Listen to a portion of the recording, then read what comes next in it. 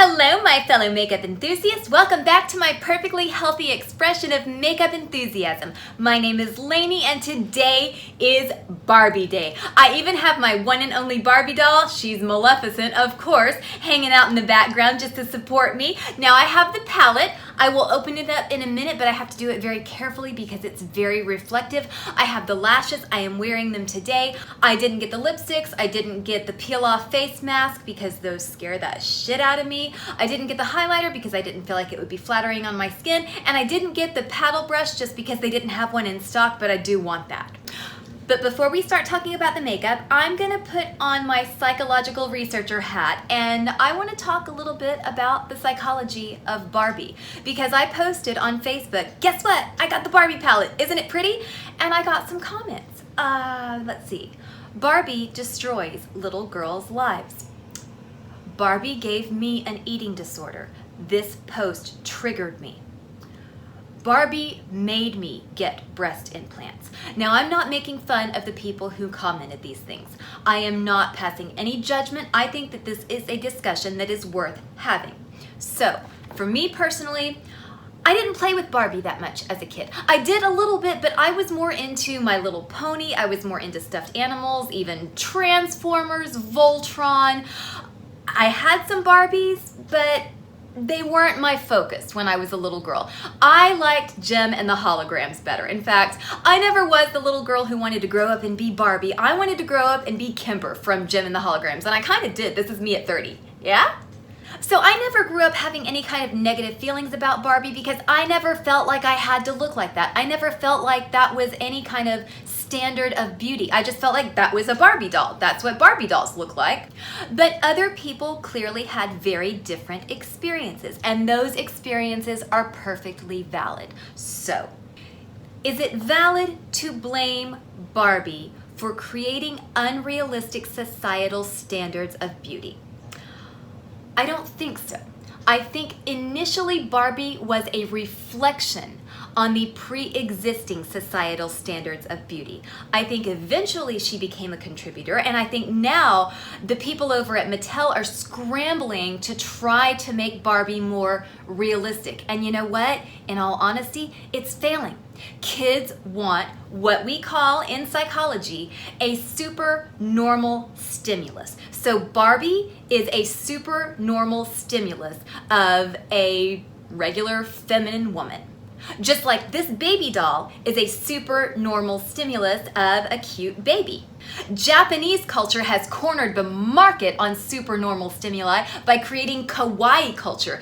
Everything here is super cute. There's kawaii porn. That's a thing. They've even managed to make poop cute. And that shit sells. We're drawn to it. That's human, especially little kids. Little kids want a supernormal stimulus. I don't care what we're talking about. Chocolate cake, that is a supernormal stimulus for glucose, for sweetness. And Barbie, supernormal stimulus for femininity. Baby doll, supernormal stimulus for a baby. Now, I have never in my life heard about a woman shooting a baby out of her cooch and being disappointed that it didn't look like this. So why are we mad at Barbie when we grow up to have normal sized tits and a normal hip to waist ratio and we don't feel good about ourselves? Is that Barbie's fault, or is that something that we need to take responsibility for? Now, I know, both from being a psychological researcher and from watching reality TV, that there are people out there who have spent hundreds of thousands, if not millions of dollars on plastic surgery to try to look like Barbie. Honestly, that is probably body dysmorphia. Maybe not, maybe it's just a strange hobby, but it's most likely body dysmorphia. There is also something called the Adonis Complex that affects men. They feel like they have to look like this. And you know what? If you are out there and you are watching this and you experience body dysmorphia or the Adonis Complex, or if you have an eating disorder and that's wrapped up in childhood experiences with unrealistic standards of beauty perpetuated by dolls, I am so sorry. My heart absolutely goes out to you. There is no judgment. I didn't have those experiences, but your experiences are valid. And if you have anything negative to say about Barbie, I'll listen. Let's have a discussion about this. I want to hear your opinions. Do you think Barbie created this standard? Do you think she is a symptom of a pre-existing standard? Do you think it's something entirely different? Did it affect you? Did it affect anyone you know? What are your thoughts? Comment down below and we'll chat. So now that we've had a serious discussion, let's talk about something a little bit more frivolous and lighthearted and fun. Let's talk about makeup. The Barbie palette by PUR. This is $34. You can get it at Ulta. You can get it on the PUR website. I'm going to go ahead and start swatching these for you. I'm going to do a live swatch, so it might be a little painful to watch, but bear with me. Next row. Now for the bottom row, I'm going to do the pressed glitter separately, so I'm just going to do these two purpley shades and this glittery black shade. So here are all the shadows. Let me go ahead and pop on some glitter glue and I will pat on the pressed glitter.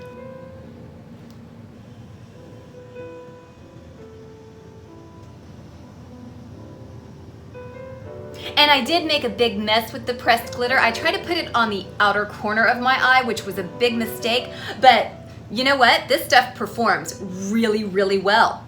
It didn't irritate my eyes. It didn't get into my eye. I feel like if I had been a little bit more professional and placed it a little bit more strategically, it would look bomb. And if you are familiar with the way most YouTubers do their videos, you know that we get a little bit timey-wimey with things. So let's go ahead and go back in time and show you how I got this look. Let's move on to the demo section. I have already done one eye. I'm going to try my best to match this eye to that eye. And I'm also going to try my best not to blind you beautiful people with this very shimmery palette. I'm starting with this shade and I'm putting it just above the crease. Then I'm taking the hot pink shade. I'm adding a little bit of that just above the crease.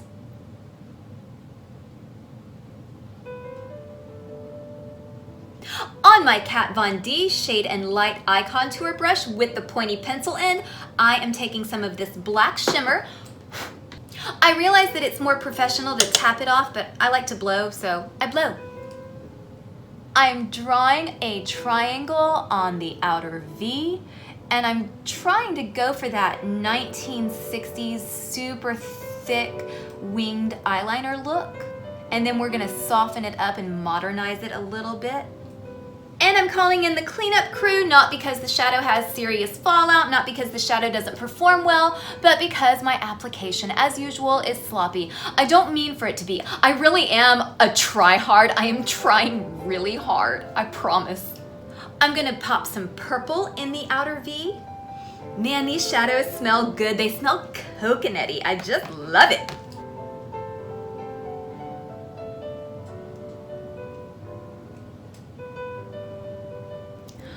A blending shade to soften it all out. And I put down some cut crease canvas. I'm gonna do the Lainey version of a cut crease. I'm taking this super light shimmery shade right here. And on the other eye, it performed well. It did not give me that nasty texture that I hate. A little bit of purple to blend and we're almost done. And of course we've got to put some glitter on the eyes. That glitter shade is gorgeous. So instead of putting it right here in the middle, I'm going to put it on the outside and see what that looks like.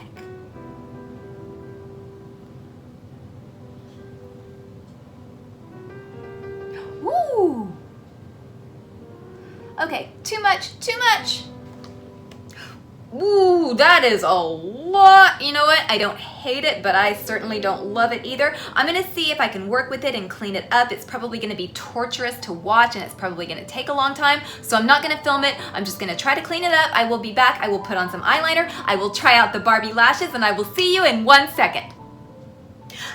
And here is the finished look. Despite my awkward glitter placement that I deeply, deeply regret, I feel like this look came out really, really nicely. I put on the fake lashes. They're a little long for my taste, but you know what? We're gonna make them work. I don't dislike them. This palette was so much fun to work with. It was an absolute joy to work with. The shimmer shades did not add nasty texture to my eyelids. Everything blended really well. PUR, however you say your name, good job. This palette is beautiful. Now I'm gonna go ahead and take my hair down and wear it the way I normally would wear it. Well, I'm gonna take my bangs down. I'm not gonna take my hair down yet because it's still on a heat fast and it looks like crap, and I'm trying to look glamorous, and if I take down this mop, it's just gonna ruin the whole look. So we're just gonna leave it like this. This palette, $34, oh my gosh, that's a steal. I would pay more. Knowing how good the quality is, I would easily pay $50 for this palette. No lie. I'm honestly trying to think of something bitchy or snarky or funny to say about this because I know that snark is very popular on YouTube, and I really can't think of anything bitchy or snarky to say. This palette is awesome. Off the chain, off the chisel for Rizzle. Really good. So not having anything snarky to say, I suppose that wraps it up for today. As always, thank you so very much for joining me. Subscribe. I would love to get to know you guys better. I would love to see those little numbers creep up just a little bit. Follow me on Instagram. I will follow you back. Throw me a pity like. Give me some encouragement to make some more videos. Very special shout out to you if you are watching this video on the toilet. And until next time, stay adorably obsessed with makeup.